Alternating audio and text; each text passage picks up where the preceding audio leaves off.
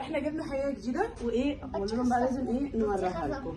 دي بطيخه بس هي بصي عامله ازاي يعني مش لسه ما فتحناش، مش متوقعه لسه يعني. بنوريكم. طب استنوا بقى نفتح لها. هنبدا احنا اصلا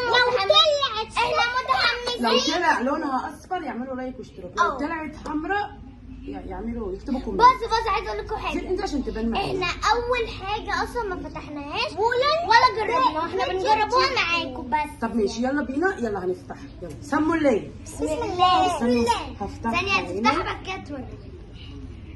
ماما انا خايفه يا رب. سموا بالليل. فيها بذر. ماما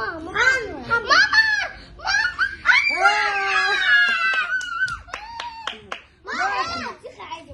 ريحتها بطيخ بطيخ عادي اصلا. بص يا زين. بابا اتش عشان ما تقعش يا زين. بابا استنى تعالى شوف كده. في بذر بس قليل قوي. ريحتها بطيخ والله. امسكي كده اطلع زي ما كنت يا حبيبي. وريني كده. احمد طلعت صفرة قوي بس ما ريحتها كدقتها. ريحه بطيخ جميل قوي. بجد. طب وريني كده. ريحتها صفرة بس طعمها خلاص يا زين. ماما طعمها بطيخ عادي بجد. اه انا هجرب حته بس كده عشان ما نبهدلش الدنيا وهقطعها. ايه ده؟ بطيخ بجد.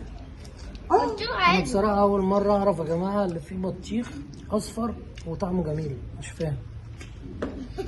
طب والله طعمها حلو قوي. قول لهم اعملوا لايك. لايك